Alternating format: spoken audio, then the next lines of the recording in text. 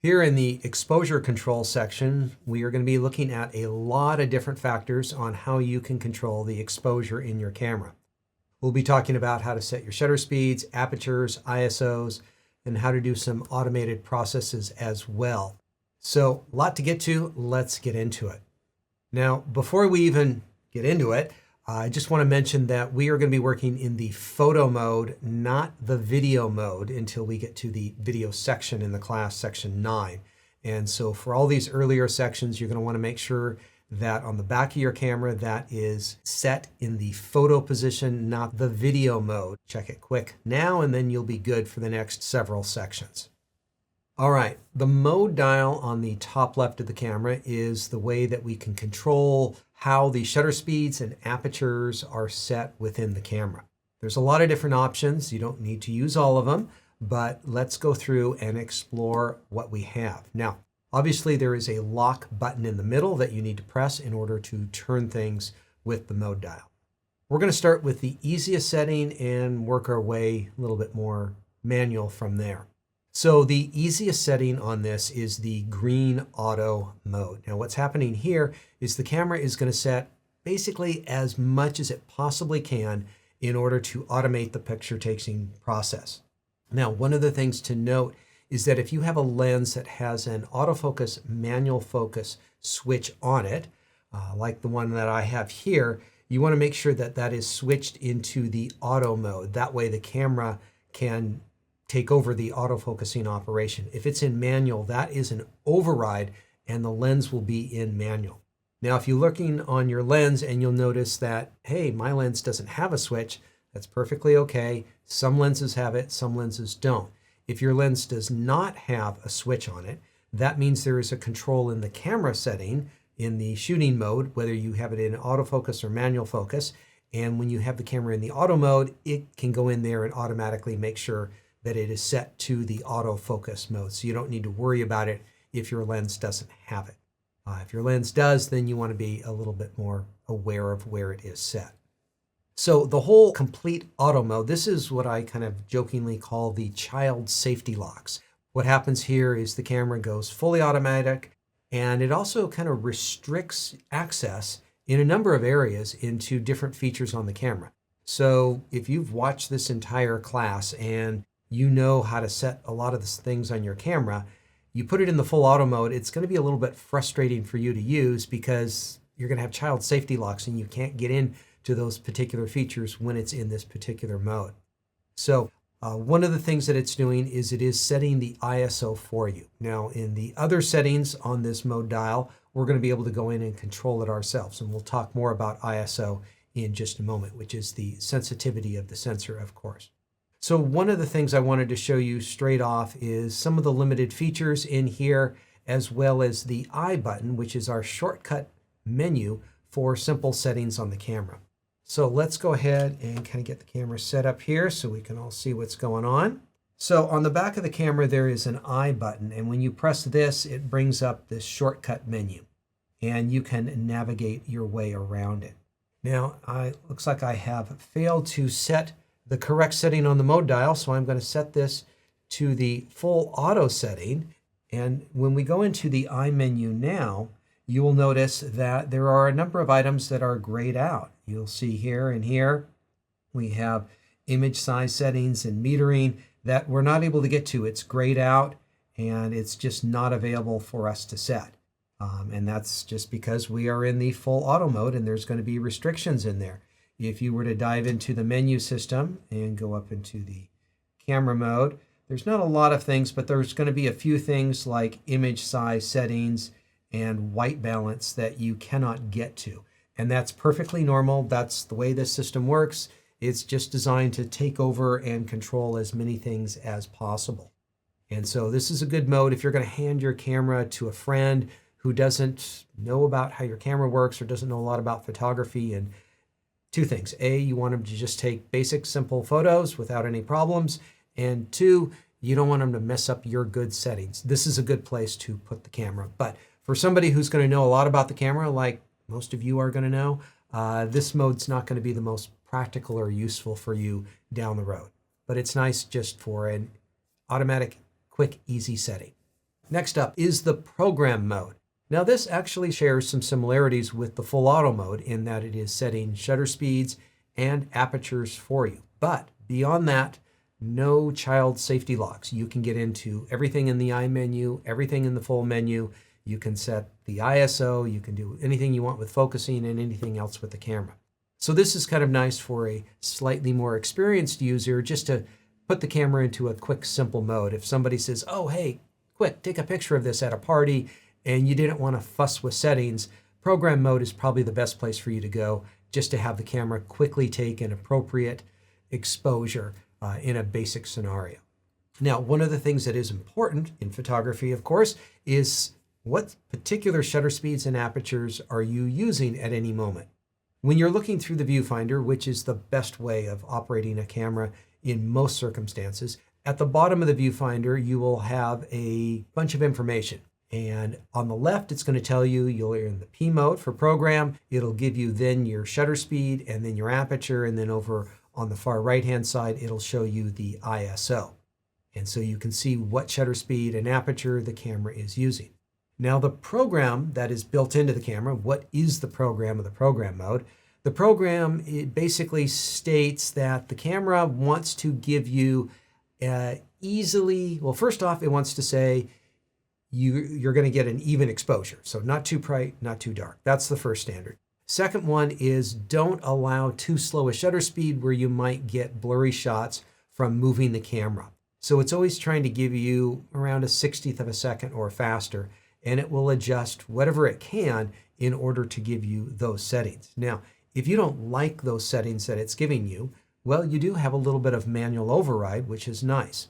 And it's called flexible program, and it's with the main dial, which is that thumb dial on the back right rear of your camera. If you adjust that, you can adjust the shutter speeds and apertures within a range of whatever is available. Now, there are some quirks to this, so let me show you how it works before you probably play with it too much on your camera. All right, so first off, I guess we do need to change our mode dial over to the program mode on the top, so that is set. And if we look on the back of our camera right now, we can see that we are at 1/160th at f6.3. If I turn this back dial, you'll notice that those numbers are changing. And so now I can go down to 1/400th at f4. And if I would prefer more depth of field or a slower shutter speed, I can go ahead and make that change. Now there is something that's kind of funny that happens when you go all the way to the end. And so when I say the end, f4 is the maximum aperture of this particular lens. If I continue to turn the dial over to the right, I'm going to 3, 4, 5, 6, 7 clicks, okay? Now I want to have more depth of field, and I go back to the left. Nothing happens. 2, 3, 4, 5, 6. Nothing's working. 7, 8. Okay, now it's finally changing. And so I've decided to call this infinity clicking because you just keep clicking to infinity, nothing seems to happen. And if you try to do flexible program, nothing's happening. It's because you've gone on to infinity click land and you need to just click back, I don't know, potentially a lot of times, 2 times infinity, I'm not sure, back to where you're in a normal range. You could probably just turn the camera on and off, and that would be another shortcut way of doing it. But be aware that, I don't know why Nikon does this. If you go 7 clicks one direction into infinity land, you should be able to come back with 1 click because there's nothing happening in there. There's no difference in those settings in there. Now, something else I will just mention to you because we're just at the starting stages. It's possible that this may not work well for you if your camera is in auto ISO, which is frequently the default system. We will get to ISO. I'm going to change my camera back into auto ISO right now. And so the camera in this mode here has automatic ISO set, but it's also setting shutter speeds and apertures. And I can go in here and adjust. There's a little bit of a lag when I have this. But if it's not doing it, it might be because it's changing the ISO on you if it's still in the auto ISO, which is the default programming. We're going to get to ISO settings here in just a moment. But as far as the program goes, flexible program is a nice option for photographers like you and me who know a little bit more, that want to, oh, I don't like that shutter speed and aperture combination. I want something a little bit different. And this just gives you a little bit of override on it. Something you do need to be careful of is resets, because the camera does want to reset itself. So for instance, when you turn the camera off, it's going to forget where you had that flexible program setting previously. And so you want to be a little bit careful. This flexible program manual setting, it's only a temporary setting for that current situation. When you move the camera around to a new lighting scenario, it's going to change shutter speeds and apertures. And so it's just a on-the-moment adjustment.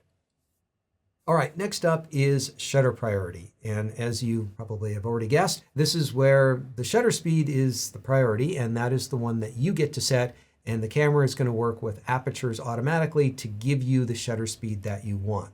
Now, this might be handy in situations where you have fast-moving subjects and you want a really fast shutter speed, and you really want to lock in that particular shutter speed. Or on the other end of the spectrum, you might want to have a very slow shutter speed to have a waterfall, nice smooth movement to the water in there, and you want a really slow shutter speed. So that's the theory on how it works. However, I'm not a huge fan of the shutter priority mode. One of the things you have to be concerned about is when the aperture starts blinking at you. It's letting you know that it doesn't have a shutter speed fast enough for that particular situation. And the fact of the matter is that there are lots more shutter speeds than there are apertures, and so it's easy to make this mistake. In fact, it's so easy, I'd like to show you how to do it right now.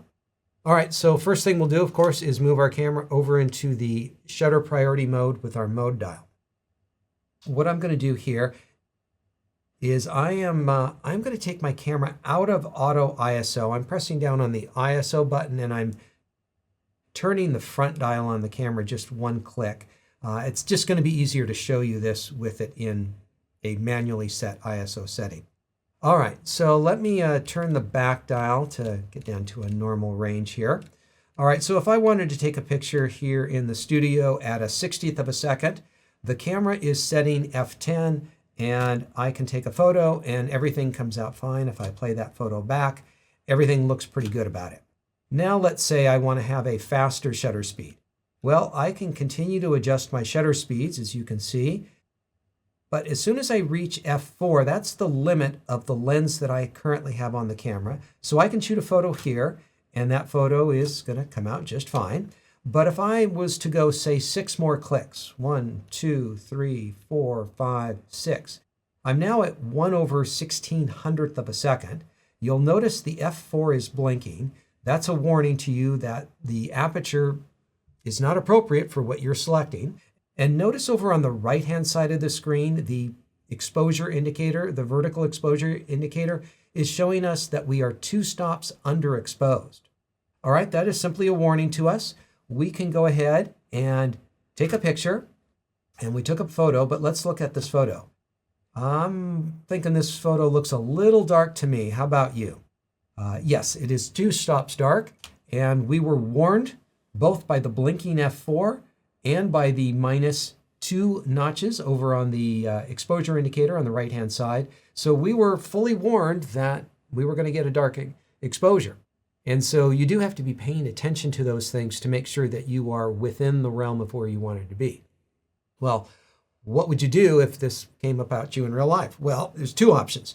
Number 1 is you can change your shutter speed back down to an appropriate range, and that's where the f4 stops blinking, which in this case is 1/400th of a second. Or if I really wanted to shoot a picture at 1/1600, I would then need to go in and move the ISO up several steps in order to get a proper exposure, in this case ISO 5000. So there's a couple different solutions out of that problem. I guess a third solution is you could go buy a more expensive lens that lets in a lot more light. That's probably going to be the most difficult of the options available, but those are the different ways of fixing that sort of problem. All right, next option is aperture priority. So this is kind of the same but different of shutter priority. You get to set the aperture, the camera will figure out the shutter speeds. This works pretty well when you want lots of depth of field. You set f11, f16, 22, 32, something like that, and you can get lots of depth of field. This is good for travel photography, for landscape photography, a lot of other genres as well. Or perhaps you want to go with really shallow depth of field. You want to have a particular subject in focus, but you don't want everything else in the background in focus or in the foreground, so you could go really shallow depth of field. Now this technically suffers from the same problem as shutter priority in that it's possible that you could choose an aperture for which there is no available shutter speed, but it's much, much less likely. If you did see it, you would see a blinking of your shutter speed that lets you know that you do not have an appropriate shutter speed. Let's go ahead and try this here and see how it works out for us. I'm going to reset my ISO down to, I'm going to leave it in manual, but I am going to take it down to a more reasonable number. So we're at ISO 1600 here in the studio. Now we need to change our mode dial to aperture priority there. So now you can see the box around the f4 on the back of the camera. That means we have manual control over the aperture, and we'll be turning the back dial on our camera, said that wrong. We'll be turning the front dial in order to control the aperture. So you can see that we are changing the aperture. When we go down to the maximum aperture of this lens, which is f4, we are getting 1/500th of a second. I can take a photo and all looks good. If I said, you know what, I would prefer more depth of field, I can change it to the maximum that this lens has available, which is f22. I can take a photo and it comes out well again. So once again, we have lots of shutter speeds, not that many apertures, and we can freely go between one end of the spectrum and the other. Now this is one of my favorite travel modes to put the camera in when I don't know what the next photo is going to be, because all I need to do is set an aperture that's appropriate to the type of work I'm doing, kind of keep an eye on the shutter speed to make sure that it's right.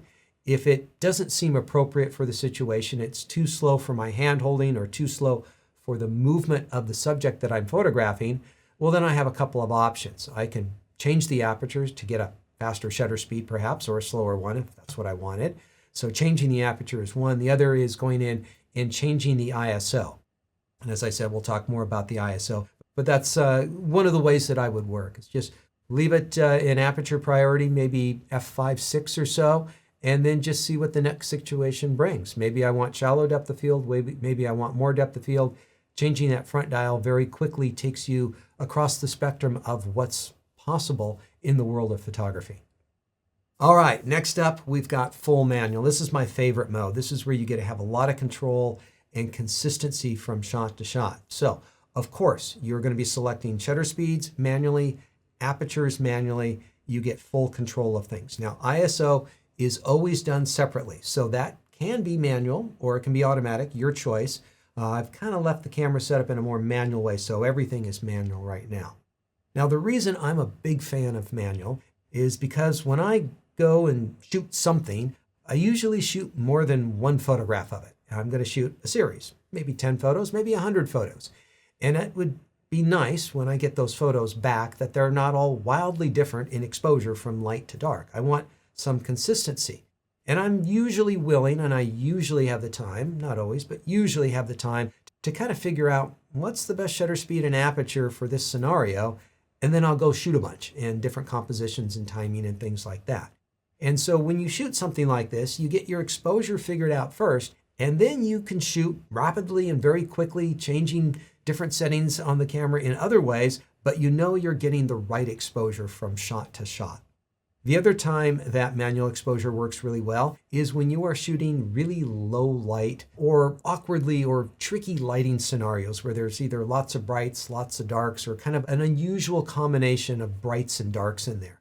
Sometimes the metering systems in these cameras try to just give you a very generic good reading, and they don't understand extreme scenarios. And so if you're working in extreme scenarios, then manual exposure is a great way to figure out things ahead of time, get them set right, and then proceed on with composing different types of shots. All right, the exposure indicator that you're going to be working with for determining whether you're getting or not getting the right exposures is in different places in the viewfinder and in the monitor. Nikon has moved it off to the side on the monitor. Not sure why, maybe to give a little bit more room for the touchscreen operations in there. So whether it moves left and right, up and down, it's going to be different depending on which screen you're looking at. It's the same effect. The plus side is bright, the minus side is dark. Now, most of the time I encourage using the viewfinder, so let's take a closer look at the viewfinder exposure indicator. So this is showing you a 0 where you have an even exposure, and it's showing you increments of 1/3 and 1 stop. So if you are 1 stop overexposed, well, this is what it would look like. If you're 1 2/3 stops overexposed, well, this is what it would look like there. Now, if it's so far off that you are seeing arrows at either end, that means you are way far off and are going to need to make some radical adjustments to correct for that exposure. Generally speaking, I try to get an even exposure as my first shot. Sometimes I will need to brighten things up or darken things depending on how bright or dark a particular subject is. Next up, I want to talk about shutter speeds because there's a lot of shutter speeds available and there's a lot of tricky things going on. Generally speaking, the available shutter speeds to you on this camera range from 1/8,000th of a second down to 30 seconds. Now, the ones I have listed on screen right now are the full stops, where you are a full stop of light. It's either double or half the amount of light. There's actually more shutter speeds. There are third stops between all of these, but there's too many numbers for me to fit on screen and you to be able to still see the numbers. So I'm going to just let you know there's third stops in there. We're not worried about them. They're perfectly fine to use. We're just not showing them in this particular list. Now, when you go beyond 30 seconds, you're going to hit across a couple of words, bulb and time. And these are both long time exposures if you want to go more than 30 seconds. Now, the way bulb works is when you press down on the shutter release, the shutter is going to open and it's going to stay open as long as your finger is pressing down on the shutter release.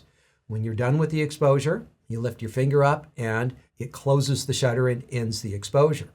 Now, this is not necessarily a great technique because if your finger is pressing down on the shutter release, you might be moving or vibrating the camera. This would be much better with a cable release or some sort of remote. Now, the other option is a time exposure, and it's very similar but subtly different. In this case, you will press down to start the exposure, and then you can take your finger off the camera and you can let it sit there as long as you want. And then when you're done with the exposure, you would go back and press the button again. So the first one was press and hold. This one's press to start and press to stop. And so slightly different versions depending on which one you like. Now, there is also something that I think is very good and I wish more manufacturers would do, is they've included what are called extended shutter speeds. So if you like doing nighttime or astrophotography like I do, then you have some shutter speeds that are available to you without having to use the bulb or time setting. You can go into the custom settings menu and turn on the extended shutter speeds, and then you will be allowed to use 60, 120 seconds. And so you can leave your camera shutter open for much, much longer period of time. Now, this is not all the shutter speeds that are available. There is one more, and that is 16,000th of a second, which is available to you if you set the camera into the electronic shutter mode. Now, the modes that we've been talking about so far are mechanical shutters, with shutter blades opening and closing. The electronic one turns the sensor on and off, and there are some issues with it that we're not going to get into right now because we're going to talk about that in an upcoming section on capture controls. But I just want to let you know that you can get to a 16,000th of a second. The main reason to use it is not for fast-moving subjects, but actually for controlling light. If you needed to let less light in and you were at 8,000th of a second, there is an option to go to, but we will talk more about that in an upcoming section. Now, when it comes to those extended shutter speeds, there's something funny that's going on that I want to make you aware of. Now, normally when you are moving up and down the shutter speed range, you're going to be going in third stop increments with each click of the dial. So you'll go from 15 seconds to 20, 25, 30. Now, when you use the extended shutter speeds, well, something different happens, okay? It's going to give you these new shutter speeds. But as you're changing third stops, when you go into the extended range, what's going to happen is you're going to have a one-stop change from 30 to 60 seconds, and then it's going to be a half-stop change. So as you go through these longer shutter speeds, it's doing third stops, and then it does one stop for one, and then it does half stops for the rest. And so that could kind of mess somebody up who was doing nighttime exposures, and there isn't an even increment between the shutter speeds. Do not ask me why Nikon did this. That I do not have answers to. But I am just letting you know that be forewarned that it is doing this. Now, just another side note on this extended shutter speed mode, the light meter does not work here. So the light meter only works down to a full 30 seconds. So this is very, very manual experimentation with nighttime exposures, which can be a lot of fun. You can do a 60-second exposure like this, where you can do painting with the headlights of cars and taillights of cars, and can be a lot of fun to do. So there's a lot of great nighttime work, and this camera is well suited for it, in my opinion. So there you go, folks. That is the manual mode. That's the mode that I hope you use a lot.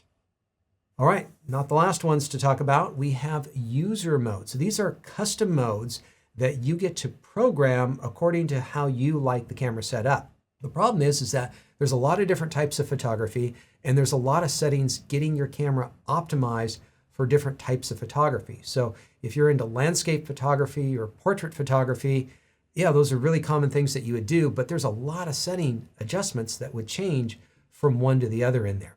So the way that you set your camera up is you would put your camera in manual or aperture priority or program or any mode that you want, that you like, and go ahead and set up a variety of settings as you would like them set for any particular scenario.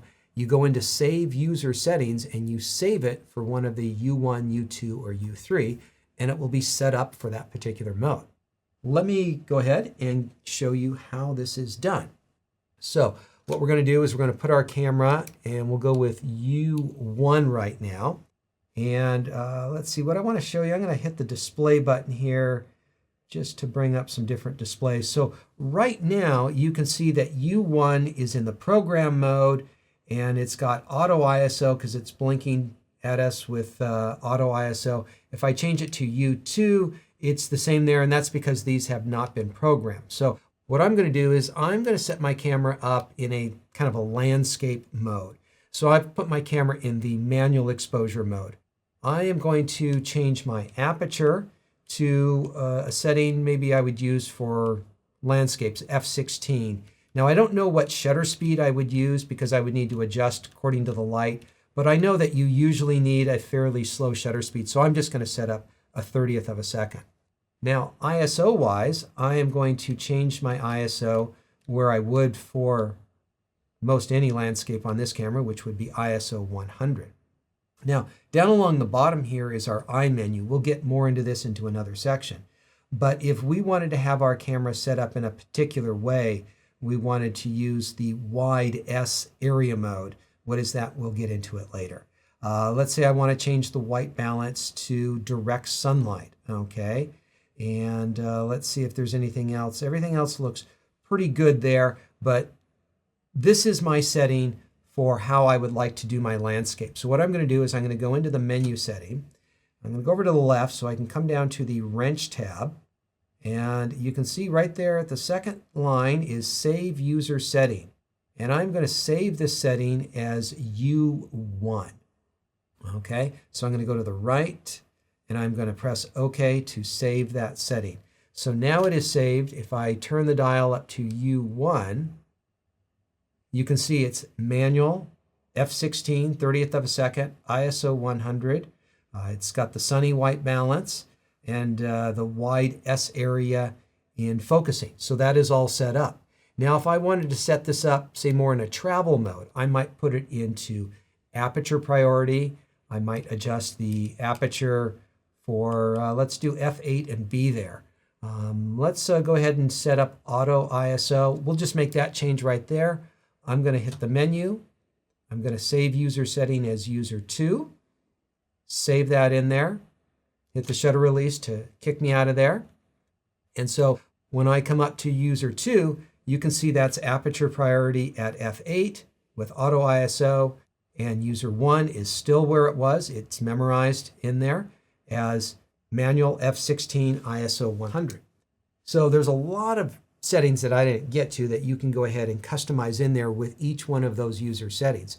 And so if you're the type of person that switches modes and you have at least 3 kind of default different types of shootings that you like to do, or maybe they're just the 3 most popular styles that you shoot in, then you can get your camera set up in those modes. And it's just going to be a lot quicker because you don't have to do 10 different camera changes. You don't have to remember all the things that you're supposed to have turned on or turned off. And so I think they work out really well for a lot of people. Some people don't use them. A lot of people really like them a lot, but I think they can really save you some time and make sure that you don't forget to get something set properly as you go into a new type of shooting. All right, folks, those are your user modes. As I said before, you don't need to use all of them.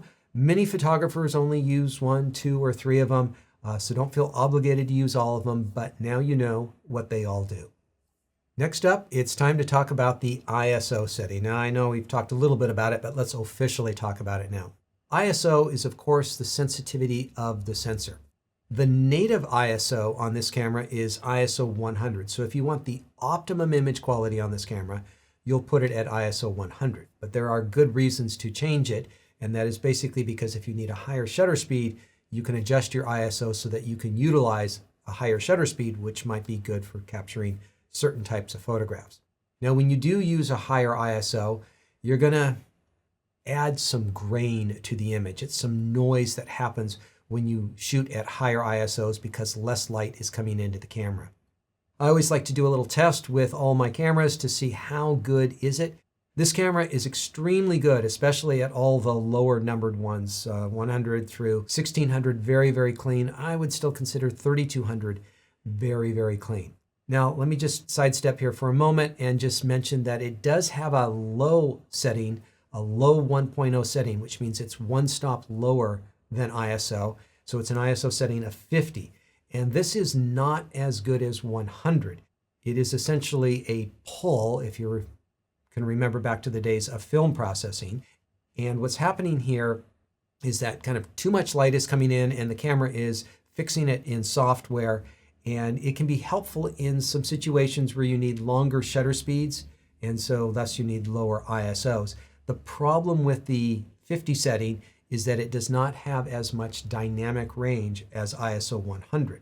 So if you're shooting a shot that you have a great range from bright to dark, 50 is not a good idea because you're going to get about one stop less dynamic range out of it. And so it's for use for kind of emergency special situations. It's not where most people are going to be setting their camera most of the time. The idea with ISO is that you're going to get the best at 100 and you move it as little as you need to in order to get the shot. Now, the higher ISO settings are still pretty good through 12,800 in my opinion. It depends a little on how you are using your images and what your criteria of a good noise-free image is. But by the time you get up to the high settings, it's getting really, shall we say, rough. And so these are settings that you probably want to avoid if you can, and you would only use them if you are absolutely forced into using them because you need a particular shutter speed or you're working under extremely low light conditions that require a particular shutter speed. So, of course, the idea is to keep it low as best you can, and you're usually going to be adjusting these for shutter speed reasons. When you need a faster shutter speed, you bump up the ISO to make sure that you have the right shutter speed for a particular situation. Now, if you want to dive into the photo shooting menu under ISO sensitivity settings, you can set the ISO and you can go in and you can control a lot more of the parameters of how the automated setting is set in here. As I mentioned before, the camera has an auto ISO setting, and that is going to be adjusted by pressing the ISO button and the front dial, whereas ISO is controlled with the back dial. In fact, let me do a quick demonstration just to show you how that works. And this is something that gets a lot of Nikon people confused, and it's just a little different than other cameras out there. All right, so if we want to change our ISO, we're going to press the ISO button and we're going to turn the dial. And it's very easy to go back and forth with this. We can go down to that 50 setting, which is also known as low 1.0. And if we want to change to auto ISO, we press that same ISO button, but we turn the front dial, which is a little bit more difficult because it's not the normal fingers I would use for changing settings, but you simply turn it on and off. One click either direction turns it either on or off and just reverses the setting on it. And so it's pretty easy to get to once you understand. The back button changes the numbers and the front dial changes whether it's in auto or manual. And that just allows you to quickly turn it into that mode whenever you need it. You don't have to dial to one end the spectrum. So if you're at ISO 3200, you can just go back and forth between auto and ISO a little bit more easily than you can on other cameras. And so there is an advantage to it. All right, next up on the top of the camera is an exposure compensation button. This is the little black and white plus minus. And this is used for brightening your images or darkening your images when you are in a semi-automated mode or a fully automated mode. And the way that you're going to work this is, once again, it's a press and turn button. So it's a bit of a safety feature. Just pressing the button doesn't do anything. All right, you got to press the button and turn either the back dial or the front dial. Your choice, they both do the same thing. So the idea here is that the camera would be giving you a normal exposure and you would like something a little darker or something a little bit lighter. And so you can dial in whatever you want from -5 to +5 when you do this. When you do it, you'll see in the viewfinder or on the monitor that you have overexposed or underexposed an image. It'll give you a little bit of a warning in there that you have done it. Let's go ahead and play with this for just a moment here to make sure we're doing it correctly. I'm going to change my exposure mode dial on the top of the camera to aperture priority. I think that's a nice simple mode to work with. I am going to quickly switch my camera out of auto ISO just so that we don't have that as a factor that is playing games in here. And as I change my aperture around with the front dial, I always forget with Nikons, the camera is always keeping a correct exposure for us. And so we have it set at f5.6. If we take a photo, that's not a bad photo, but maybe we want it a little bit lighter. So I'm going to press the +- button, and I can turn the back dial to the right. I can also turn the front dial, which is not nearly as easy, but can be done to the right. And now I can take a photo with a +1 exposure. If I wanted it darker than normal, I can go down here to the minus and take a photo down there. And so now we can have photos that are darker, lighter, and normal. Now, something to be aware of is when that little + is showing at the bottom of the screen, that lets you know that you have your camera set to exposure compensation. Now, there's also an indicator over on the right-hand side, and that's showing you that you're at a minus as well. And so you always want to remember to bring this back to 0, which is the default setting with it, because that would be a potential big problem there if you left it on minus or plus something significant for a long period of time. But it's a quick and easy way of adjusting the exposure when you're in aperture priority, shutter priority, program, things like that. This doesn't really work in manual.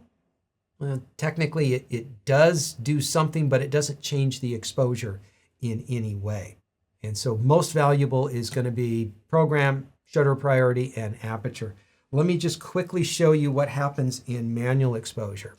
So we're going to put the camera in manual exposure. I'm going to adjust to have a proper looking exposure here and take a photo. It's a normal photo with a normal exposure. If I go in and do the exposure compensation, and let's say I go +1 and I take a photo. Now let's compare those two photos. This is +1, this is 0. It didn't change anything. Why didn't it change anything? It's because I'm in manual exposure and I have set the shutter speeds and apertures.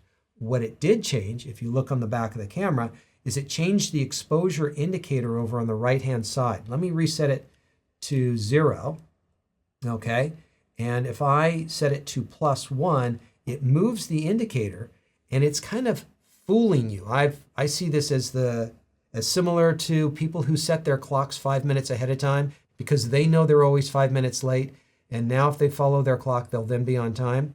So in this case here, I want this 1 stop brighter. And I say I want it 1 stop brighter. So now it's showing me I'm 1 stop too dark. And so if I just follow the exposure indicator, I can set it here. And now it's actually shooting 1 stop brighter than it would normally recommend. And so it's a little goofy, but that's what it's doing when it's in manual. So for most people, you're not going to use exposure compensation in manual. All right, so one of the things about that button is it's got that safety feature I told you about, which means you have to press down on the button and turn the dial at the same time. So you need a little bit of finger dexterity in order to work. If you don't like that system, other cameras use a different system where you press down on the button and it activates that feature, and you can take a few seconds and then go back and turn the dial when you're ready to adjust the setting. And so if you don't like the way it's currently set up, you can adjust it to this alternate system in the custom setting menu. Most of you probably don't want to do that, but if you do, it can be done. Next up, let's talk about metering. This is how the camera reads the light as it's coming in to the sensor itself. There's 4 basic options, and there's one that I highly recommend. So first up is matrix metering. This has been around for a while with Nikon. It breaks the scene up into a whole bunch of different areas, and it compares and contrasts all the boxes to figure out what the best exposure is. This is the smartest, most intelligent of the metering options, and it generally does a very good job at figuring out what the correct exposure is. Occasionally, you might need to adjust things a little bit in extreme scenarios of great brightness or great darkness, but generally speaking, you could leave it on matrix, and it is going to be good for about 95% of most people shooting. Next up is center weighted metering. Now this is more of a traditional metering system, and this is how a lot of the cameras, pretty much all the Nikons were back in the 1970s, let's say. Now we actually have 2 different options in here. Depending on how heavily weighted you want it in the middle, you can have it a little bit more concentrated or a little bit less concentrated. And so this is just basically measuring light in the middle of the frame.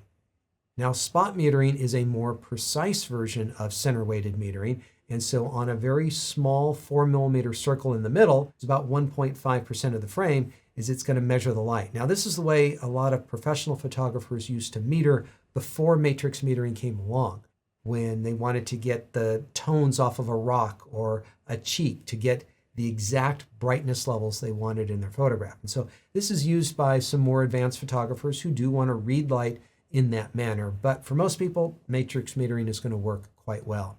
And then there's also a highlight weighted metering, and this is kind of an unusual one. It might work out for some people in some special situations. What it does is it analyzes the whole scene, and it wants to set the exposure so that you're not blowing out the highlights, which is a good general practice on how you would want to expose any particular image. And so if that sounds of interest, you might want to experiment with it. It may not work well in certain areas. It might not work well, say, in a theater scene where there's lots of really bright lights, and the lights themselves are not really important. It's okay if they're blown out a little bit. Other areas are more important. So I don't think it would work out too well there. It might work out pretty well in a landscape scenario where you didn't want the clouds becoming overexposed. But as I say, matrix metering is where most people are going to want to leave it most of the time. Now there is a little quirk in here, and it's not going to affect most people a lot of the time, but I do want to show you this little quirk that might affect how you see things. So I'm going to back off here a little bit. And so in my I menu, I have my metering system right down here, and you can see that we have 4 different options. I have matrix metering selected in here. Now, currently the way I have my camera set up is I have a red focusing box right there in the center of the frame. Let's put the camera in aperture priority mode right now. We're at ISO 100, f5.6, and currently with the lights that we got going on in here, we're at 1/13 of a second. Now, if I was to move my focusing area over to the edge of the frame where it's darker, you can see that it changed to 1/10 of a second. And so matrix metering is slightly affected by where the focusing point is. Now, I know that 1/3 of a stop isn't too much of a big deal, but it could be a bigger deal in different scenarios where there is a greater difference between the dark area and the bright area. So it is basing its exposure on what you are focusing on. And so if you have the camera in manual focus, you're going to want to make sure where that box is, because it's going to be reading that area. So just be aware of that, because it's just good little nugget of information to know in some special scenarios. A great way of determining whether you have the correct exposure or not, perhaps the best way out in the field, is by looking at the histogram of the image that you're about to shoot. Now this can be turned on and off by hitting the display button. When you press that button, you'll cycle through different display options, and you just keep pressing it and it keeps changing. And one of the options is a brightness histogram, which will show you a graphic display of whether you're underexposed or overexposed. We're not going to get into a tutorial on how to read a histogram, but that's the basics of what you're looking for, is kind of a mountain in the middle in many cases, though there are lots of variables to that. Now you can also see this with images that you have played back. So if you play back, you can see an image, and if you use your multi-controller to go up and down, you may be able to see more information about it. However, frustration with Nikon here is that this particular feature is turned off. And so you need to go into the playback menu and turn either the overview and or the RGB histogram on so that you can see how good your images are that you have taken already. Now, this is one of the first changes I make whenever I'm helping somebody in person with a Nikon camera. So let me show you how to do it on your camera. We are going to dive into the menu, and we're going to go over to the left, and we're going to go up to the playback menu tab. We're going to come over to the right and come down just a few to playback display options. And we're going to go to the right. And in here, there's a bunch of boxes that are all unchecked. So these are things that are not available to us. I guess there's one checked and none. So there's all sorts of information. And what I'm going to do is I'm going to check off the RGB histogram and the shooting data. Now you could check off all of them if you want. It's not going to really hurt anything. It's going to give you some more information. In fact, I'm going to check off this exposure information. And down along the bottom, you'll see it says menu done. So when you're done, and you're like, yep, this is what I want, I'm going to hit the menu, and that kind of backs us out of it. I'll hit the shutter release just to kick us back to normal. And so let's say I take a photo right there, and I play back that photo. What I can do now is go up or down. I'll go down and I'll cycle through information. Here's some of the exposure information. Here's the RGB histogram. Here's some more technical information. Lots of technical information. And so we've got that RGB histogram there. Now I'm not getting the overall one. I'm going to double check to see if I got everything checked in there right. Exposure information. Maybe I think I want the overview as well. I'm going to hit menu now so that when I play back an image, I go up and cycle through. There's the one I was looking for. I like this screen here, the overview screen. So this shows me my key settings, when I shot this. It's also going to have a nice histogram for me. The color histogram, let's go back to the color histogram. This one shows you the different channels. And the overall histogram is all of those combined into one. This one's kind of nice. I like visual graphic displays. I like colors. It looks nice. It also shows you if one color channel is clipping. It doesn't happen a lot, but if you're photographing skin like mine, it often has a lot of, Caucasian skin has a lot of red to it, and you can see if you're overexposing on the skins, if the reds are too far over to the right side of the histogram in there. But in any case, the histogram is a great way of determining whether you got the right exposure or the wrong exposure. One of the things that affects how you set your exposure and what you're looking at in the viewfinder is something called the view mode. Now, by default, this is usually set to show effects of setting. Now, what's happening on this example here, we are changing the shutter speeds, okay? We're also changing the exposure levels when we change the shutter speeds. And the picture is getting lighter and darker. And that's kind of a third confirmation that we are making changes, and it's showing us real time what the final picture is going to look like. And I think this is going to be very effective for most people doing most types of photography. However, there are some situations where you just need to have a good view through the viewfinder and you're making other changes with the camera. And you can turn this set to adjust for ease of viewing. Now, in the second scenario on the bottom, I'm changing shutter speeds.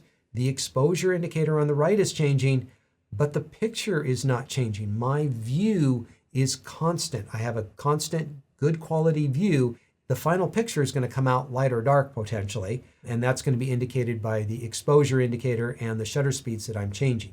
If I was in the studio using flash or out in the field anytime using flash, I would probably definitely have this on adjust for ease of viewing, because the camera can't account for how bright the flash is going to be when it shoots photo. For general photography, I leave the camera in show effects of settings, and this can be adjusted in the custom settings menu under the setting of D10. So if you don't like the way your camera's set up, there is another option on how the image that you are looking at is portrayed. Does it mimic the shutter speeds, or does it just look good all the time? All right, the button on the back of the camera that is usually used for moving the focusing point back and forth is also just a straight old button that you can press. And by default, it is an auto exposure lock and auto focus lock button. So if you want to lock exposure in, and this is going to be in the semi or fully automated exposure modes like aperture priority, shutter priority, and program, it'll lock it in. And this is ideally done when you are shooting a photo that isn't in quite the right light, but the right light is nearby. So let me give you an example of this. Now, it's good that our camera is in aperture priority because that's going to work out well in this particular case. We've currently got an aperture of f/5/6 set right now, and we are currently being given 1/20th of a second by the camera. And if we like that, we can go ahead and shoot a photo.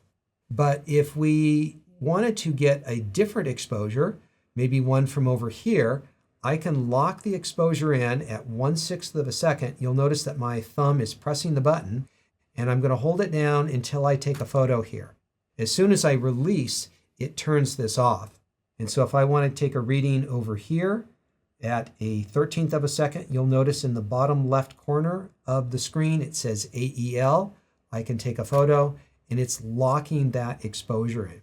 Now you can also do this with focus, and we'll talk more about that when we get in the focusing section.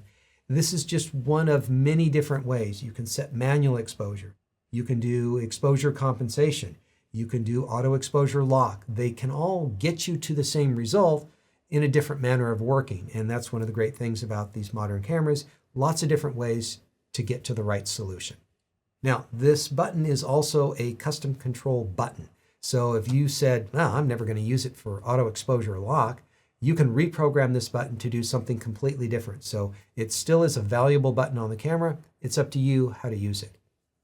Another way of controlling exposures when you're not sure what the right exposure is exposure bracketing. And this is where the camera shoots through a series of photos, automatically changing the settings very quickly. So it happens all in a very short span of time without you making a lot of adjustments in between the photos.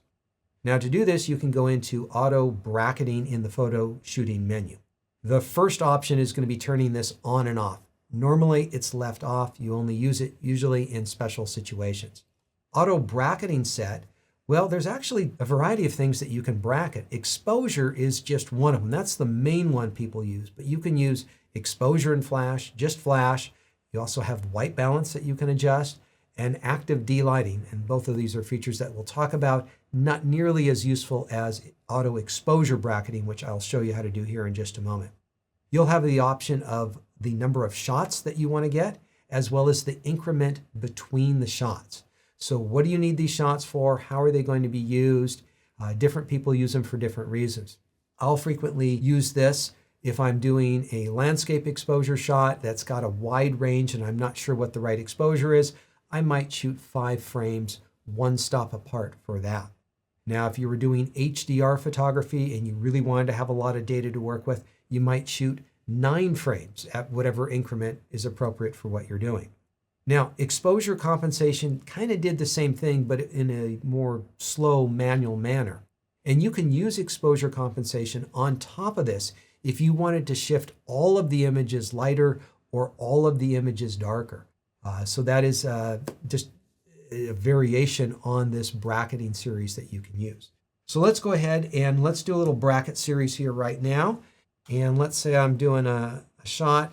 I'm going to leave my camera in the aperture priority mode. I think it works really well when doing this exposure bracketing. I'm going to set an aperture of f8 just because I like f8. We'll set it there.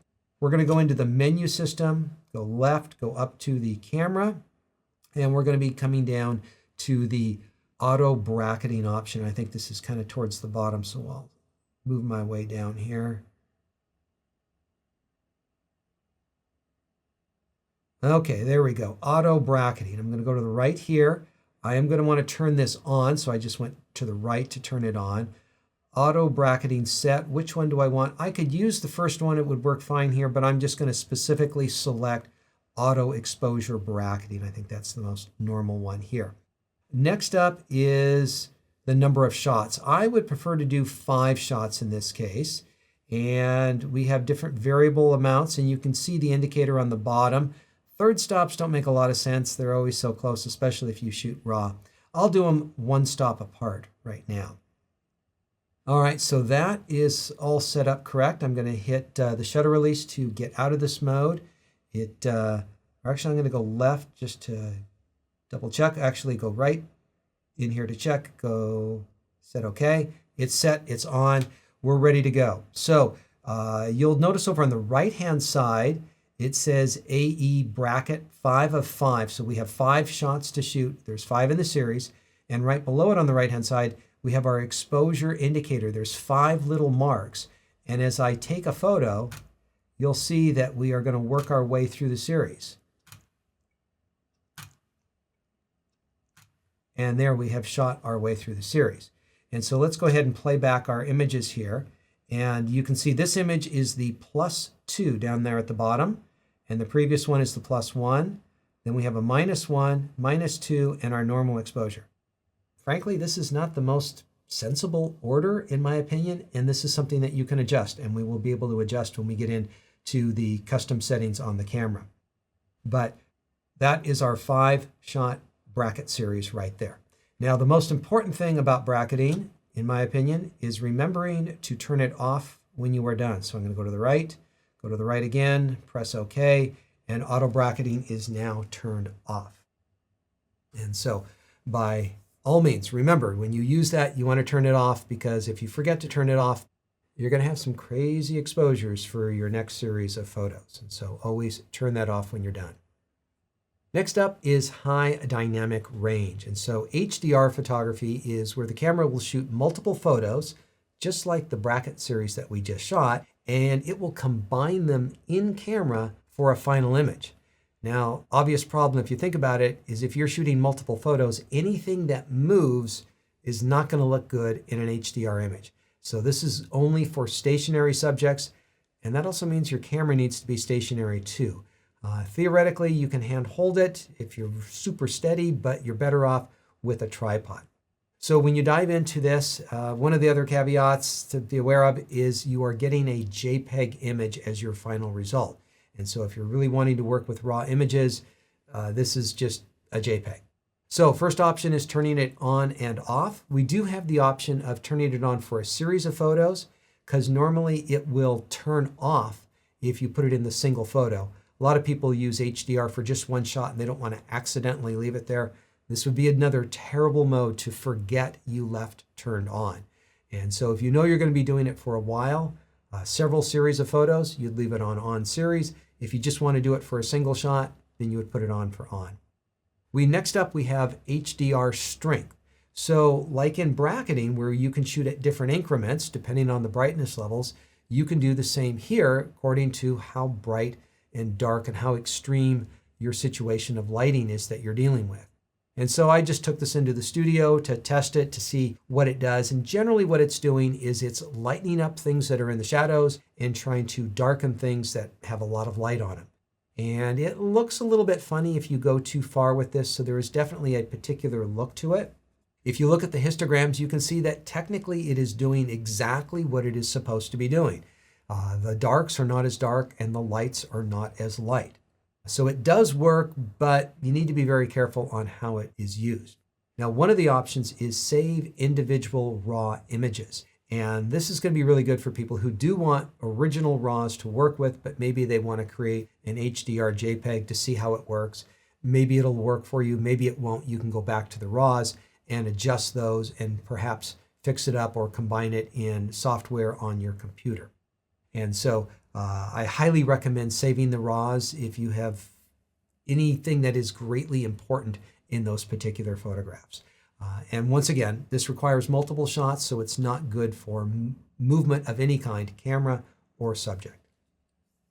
Next up is active D-lighting. Now this is very similar to the HDR mode that we just talked about, but this is capturing a single JPEG and it's adjusting the light levels in the way that an HDR image would work. And so we have some different settings in here according to how great of range of exposure you would have in a particular scenario. And so it's doing the same thing that HDR does photography, but it's doing the best that it can with a single shot in a JPEG mode. In general, it's lightening up the shadows and it's trying to prevent the highlights from becoming overexposed. This is a limited way of working. There's not a lot that you can do with it. I don't recommend it for most people. I could see it working out pretty well if you were at an event or party situation. You're doing a lot of people photography where people's faces might be in the shadows and you want to lighten up those shadows. You're shooting JPEGs. You don't have time to adjust all your JPEGs. This would do it automatically in camera, and it could work out pretty well in that scenario, but it's not something that I would leave turned on by default. All right, so that covers all of the important exposure controls on the camera. We will be coming back and revisiting some of these topics, as well as seeing some more. When we get into section 12 in the photo shooting menu, they have kind of put in there a lot of exposure information like the auto bracketing that we looked at earlier.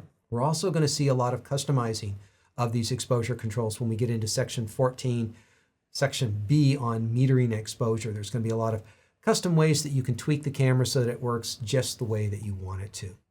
So, as you can see, lots of different controls. Do not feel obligated to use everything that we have explained in here. Pick the ones that work for your style of photography, master those, and move forward with your photography. There's lots of options on these cameras to accommodate a lot of different styles of use.